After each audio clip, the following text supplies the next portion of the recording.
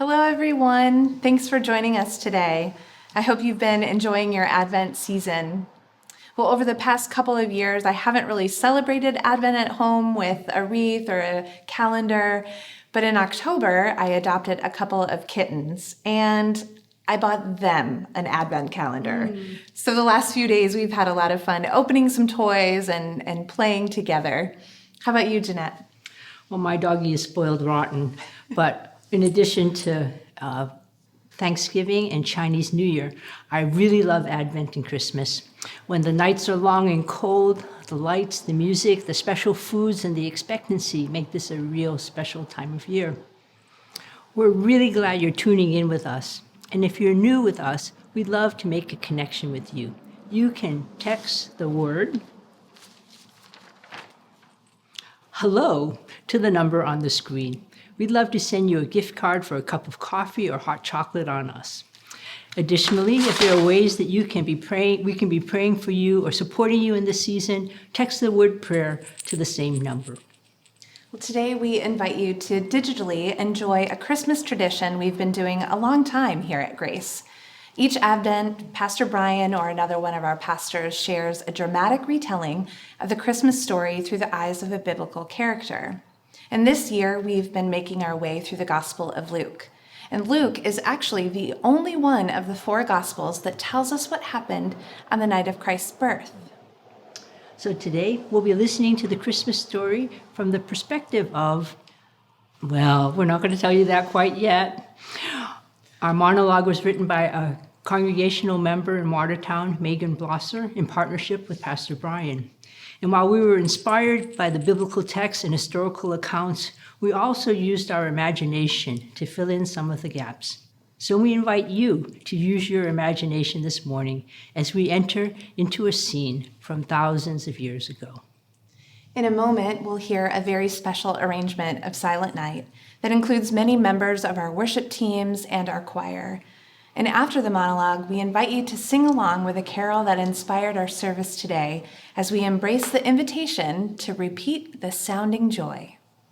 So grab a hot beverage, get comfortable, and invite God to meet you in all the creative elements of today's service. I'll come back at the end to wrap things up.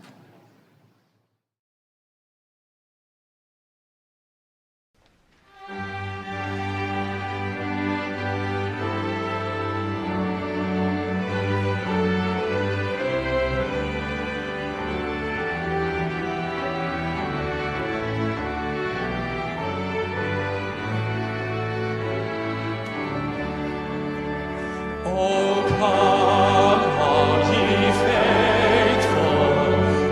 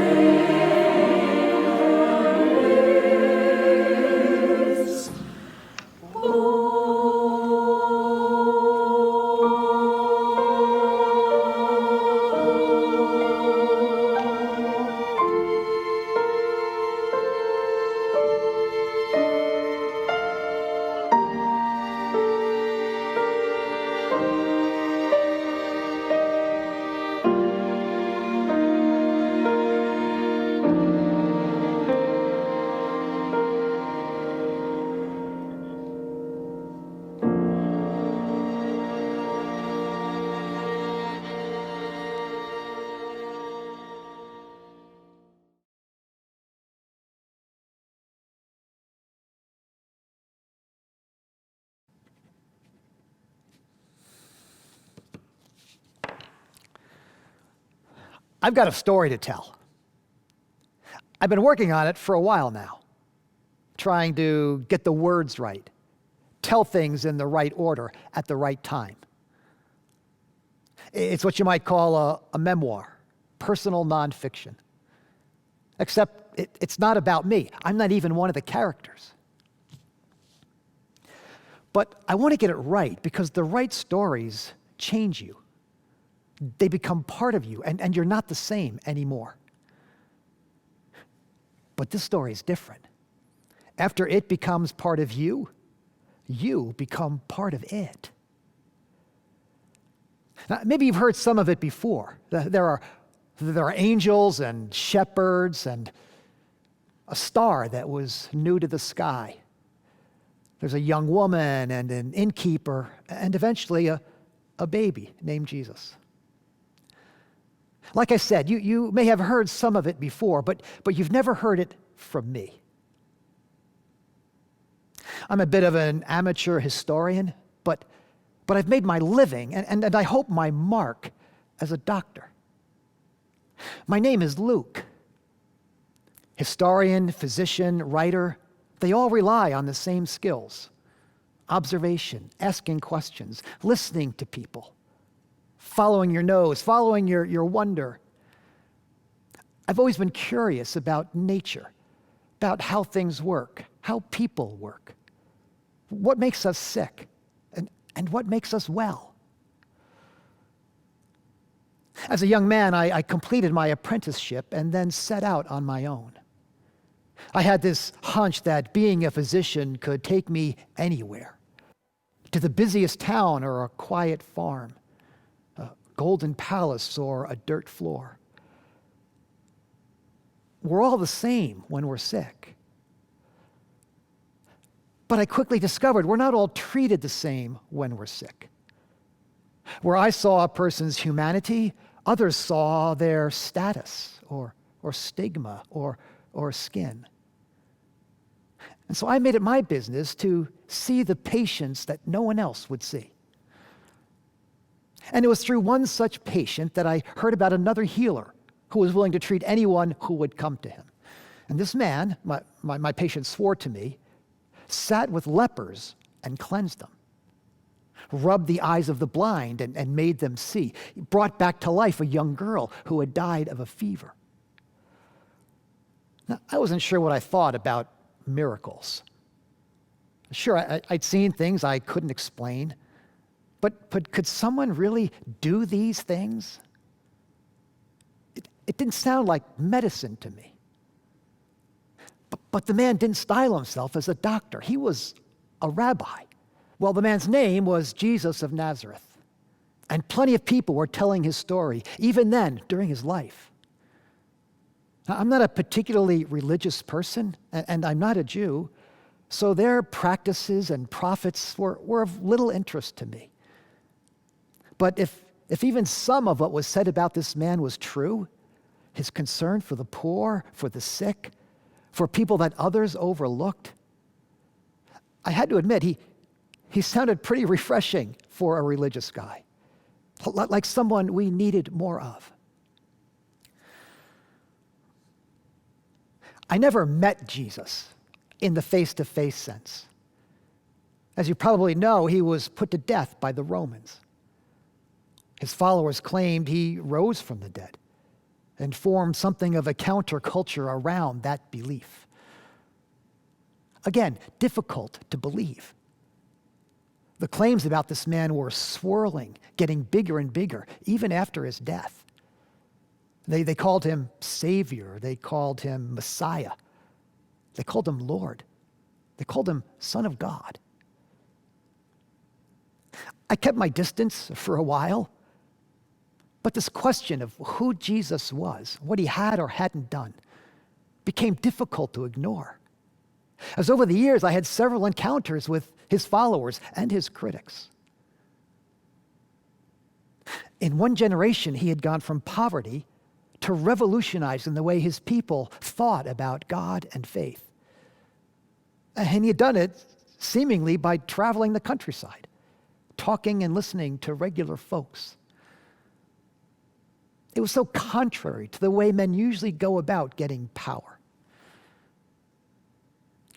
I finally decided I wouldn't be true to myself if I didn't follow my instinct and get the facts, like I would with any other important decision. There were other written documents circulating about his life and his teachings, and I read them. But they didn't give the full picture. They didn't tell a whole story. It wasn't like talking to people directly who knew him. So I set out with a mixture of caution and urgency. And through some connections, I was able to visit and stay for a while with some of his followers in Galilee. My medical skills opened doors, and I found people who treated me with kindness and openness, even though I wasn't one of them. It was like they knew what I was looking for before I did. There was a woman who moved in that circle, who didn't call attention to herself, but who everyone seemed to treat with respect, almost reverence. "Who is she?" I whispered one day to a friend. "Don't you know?" he said, as if he were amazed. "She's his mother." It was like seeing a legend come to life. I mean, quite a few of the followers had known Jesus during his life, but for me, seeing his own mother there across the room, I was drawn to her. The next day, I approached her and stumbled through an introduction. "My name is Luke," I began. "The doctor," she said. I couldn't tell if it was a compliment or not. "Yes," I said, I've heard many stories about your son." "I'm sure," she said. "But I'd like to hear another. I'd like to hear yours." Well, she raised an eyebrow, and I hurried on, gesturing to the people who were around, here because her son had changed their lives. "How did this happen?" I asked. How did it begin? You were there." She sized me up for a minute, and then I saw something flicker in her eye as she decided. She patted the stool next to her. "Come, Luke," the doctor. "Yes, my name is Mary," and I was there. "In the days when Herod was king of Judea." And we sat together for hours. Friends brought us water, and when the sun went down, blankets. I didn't dare interrupt her at first, but then I asked if I could take some notes, and then the questions began bursting out of me. Finally, I said, "Would it be okay if I wrote all this down for a friend?" "For a friend," she echoed. "My friend, Theophilus. And for myself." A writer writes first because he must. Because we tell the stories we need, the stories we think others might need too. And then this woman, Mary, looks at me, her gray hair framing her face beneath her shawl, and she smiles. "It's a good story, isn't it?" she said. "Do you believe it?" And the thing was, I did. There was something about the way Mary told it that was different from the other accounts and fragments I'd heard. Her story brought it all together, helped it make sense. And beyond that, I believed her. I believed the details, the tone of her voice as she remembered, how she talked about keeping these things in her heart. It came alive for me that day.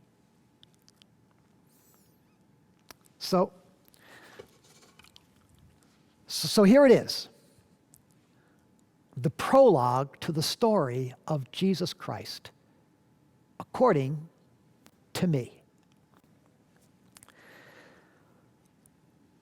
In two quiet, nowhere towns, two very unknown women find out they are pregnant.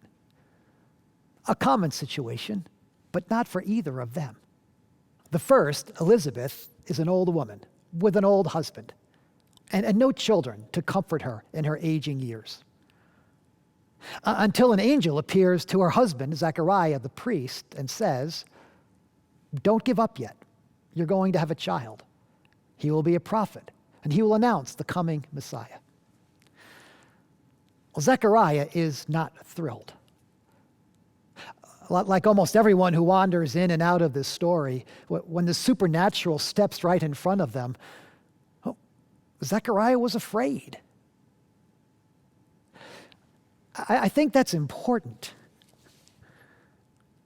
It wouldn't be truthful to say that he cried tears of joy or that he finally got to ask about the meaning of life.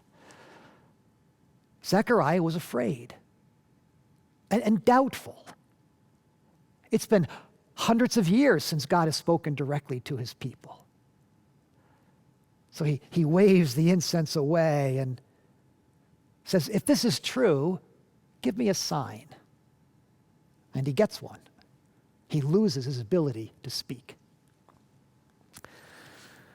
Well, down the road in Nazareth lives Mary, a young woman on the edge of adulthood, waiting anxiously to marry the carpenter of her dreams. Life is about to begin. And it does. For the second time that year, an angel is sent to a human, this time to her. And Mary receives the impossible news that she too is going to have a child. Not with Joseph, not yet. Her firstborn will come directly from God himself. And this uneducated young girl, who the world thinks so little of, and will think even less of when they find out that her wedding doesn't line up with her due date. This young girl shows up the priest. Because impossible or not, something inside her stands up and says, "Okay, yes, I don't understand, but I believe. Let it be."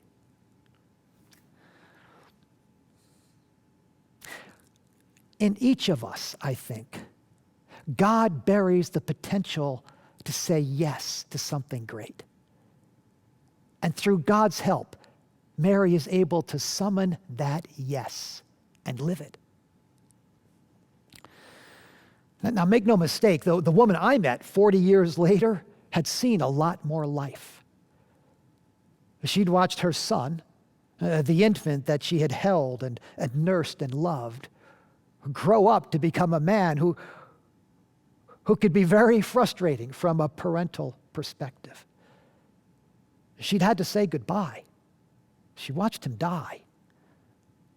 She'd had her heart broken, many times probably, but then healed. Because somehow she could always find her way back, even in the hard days, even in the hard years. She could always find her way back to those same words. "I don't understand, but I believe." Mary had found, as a young woman, a promise she could grab onto. Not just because of the new life she sensed growing within her, but because she believed fiercely in a God who would do all the things he said he would do, no matter how long ago he said them. And from a distance, it would be easy to call hope like that or faith like that foolish. I know I have. But when you see it up close in a person's life, It humbled me. You can't fake that kind of radiance. It comes from another world, and nothing in this world can completely cover it up. The light shines in the darkness, someone has said, and the darkness cannot overcome it. And so a woman old enough to be a grandmother bears a child. And her husband, the priest, discovers there's always room to be surprised by God. An unmarried girl conceives a child. And her flustered fiancé discovers his own yes moment, that he can be as brave as she is. If this were fiction, it would be a good story. I was astonished that no one had written it down. But if it were true, well, what then? What next? That's what I was asking myself. Now, we know when Jesus was born and where, because everyone involved anchors it in a little town called Bethlehem. And during the first census of Caesar Augustus, one of the most powerful, ambitious, ruthless men in the world thinks that he is moving people and events according to his will and command. His brand of power involves clenching a fist tightly and refusing to yield. And do you see it? His empire will be upended by the faith of a young woman who gives up control, by a king who comes not with an army, but as a baby, by a group of local shepherds who start the rumor that he's not an ordinary child, that he's the promised one. Well, I'm getting ahead of myself. Bethlehem is an important town to the Jewish people, though not so much to everyone else.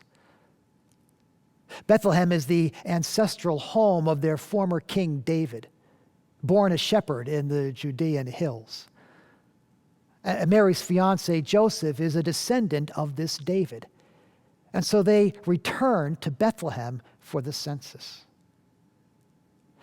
Just about the point in the pregnancy when you don't want to be riding on a donkey. They had almost no money, Mary told me. And in a crowded town, after a long and frustrating afternoon knocking on doors, the only lodging they could find was a dirt floor with some animals around. It felt to them as though the whole world was looking down on them, Mary recalled. It was a challenge to believe that God was with them in that moment. When Mary's labor began, she was terrified. And when it was done, she was exhausted. And she and Joseph sat staring at this tiny human miracle.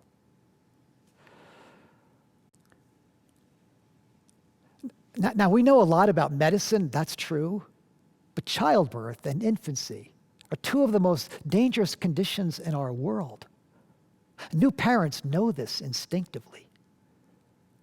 And so Mary wrapped Jesus in a blanket as if that could keep him safe. And she put him in a feeding trough stacked with hay and slept. Well, what now? They must have been wondering. The miracle is here. The pregnancy is over. But out in the hills, just beyond town, God was working on another part of the story. Because in the tradition of David, there were shepherds out in those hills, keeping watch over their flocks that night. And well, none of them could describe it, at least not in a way they could agree on, but an angel of the Lord appeared to them. And they were terrified. If Mary and Joseph felt as though the whole world was looking down on them, the shepherds would have been happy for no one to be looking at them at all, to be left alone, without being reminded of all the things they didn't have. Because when they focused on the fire and the sheep and the hills, they could almost believe that this is all there was. Almost. But then an angel appears and says, "You are seen. I bring you good tidings of great joy that will be for all the people. For unto you is born this day in the city of David a Savior, the one you've been looking for. And this is how you will know him. You will find a baby swaddled in clothes and lying in a manger." And then the sky erupted with angels, praising God and declaring peace.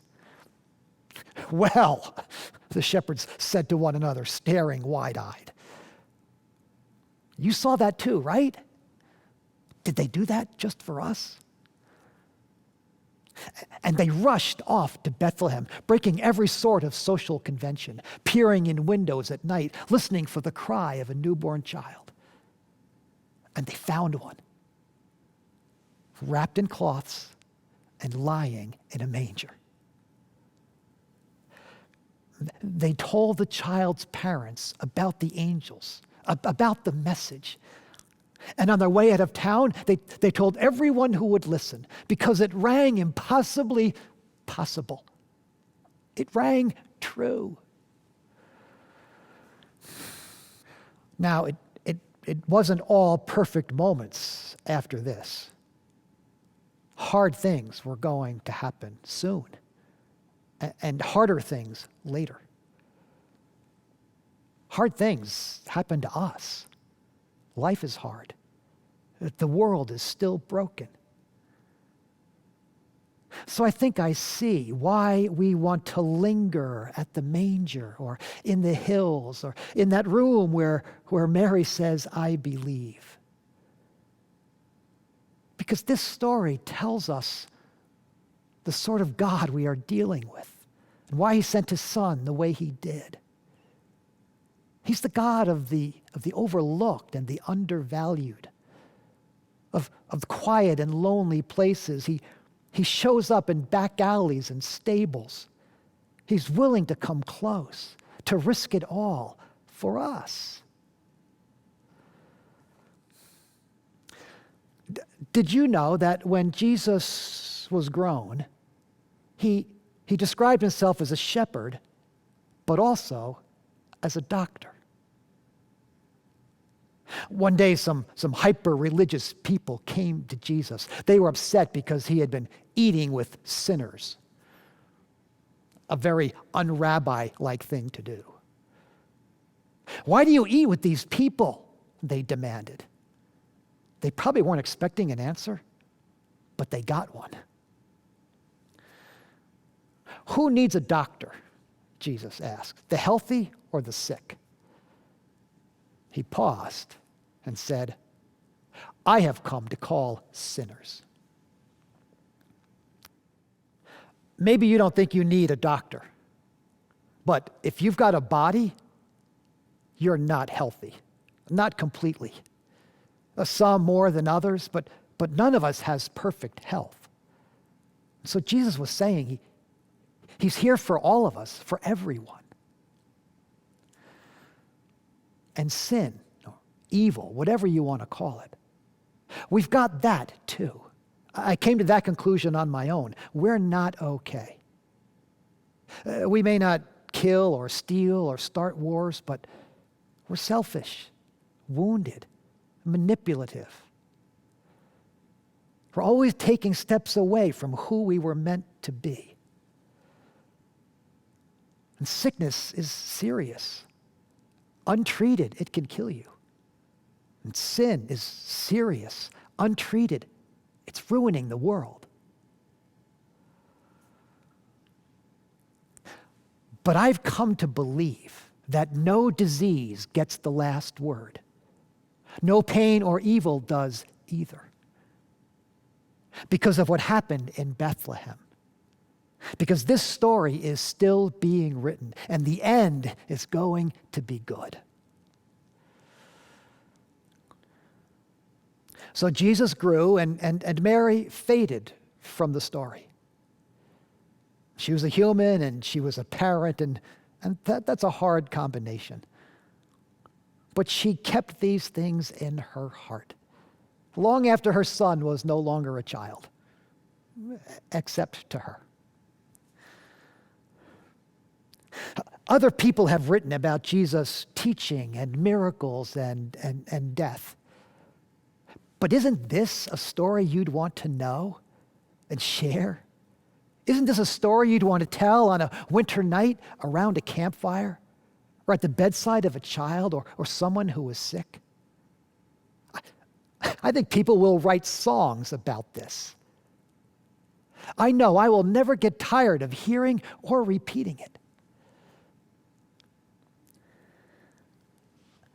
I'm writing this down so that on the dark days, you and I and anyone can lift our eyes to what still shines.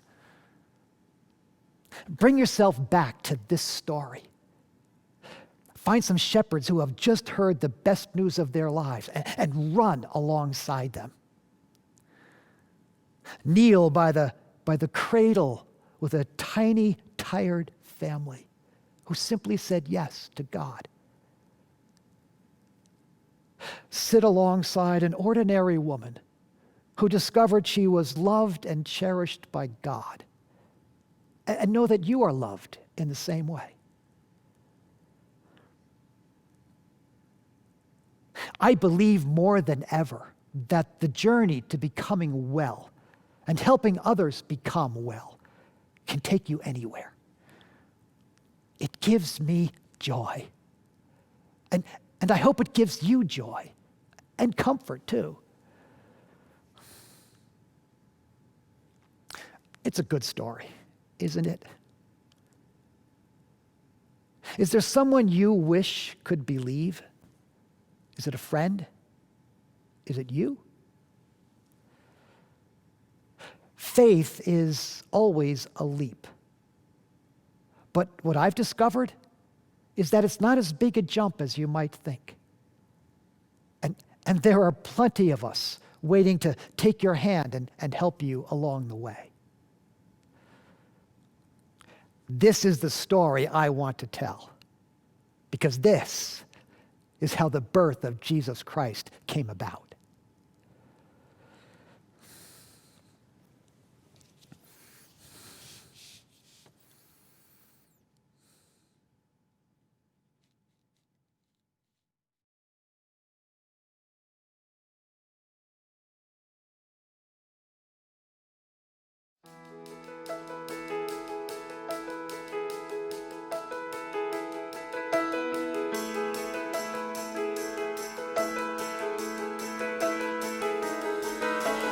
Joy to the world, the Lord is come. Let earth receive her King.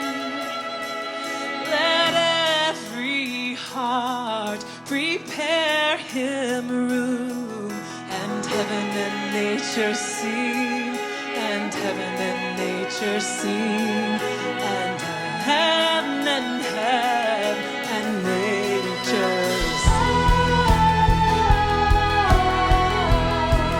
will sing, sing, sing. Joy to the world, we will sing, sing, sing.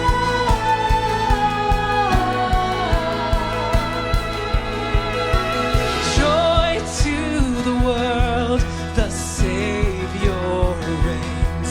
Let men their songs employ, while fields and floods, rocks, hills, and plains repeat the sounding joy. Repeat the sounding joy. Repeat the sounding joy. We will sing, sing, sing. Oh, joy to the world. We will sing, sing, sing.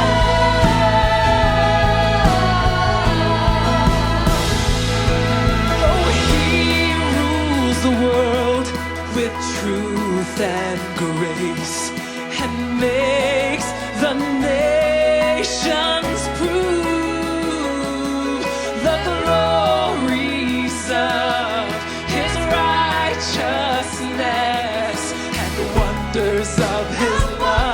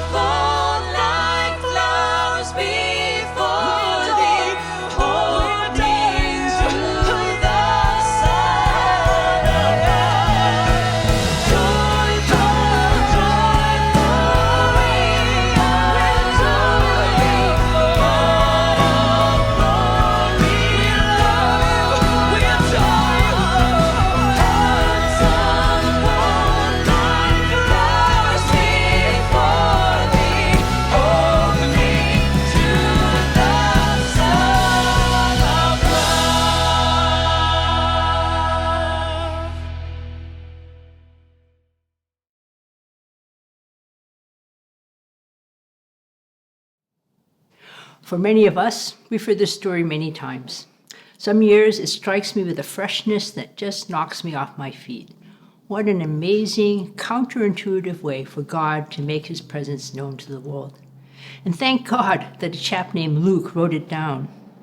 As we've heard, Luke is the only one of the 4 gospel writers to tell us what happened on the night of Christ's birth.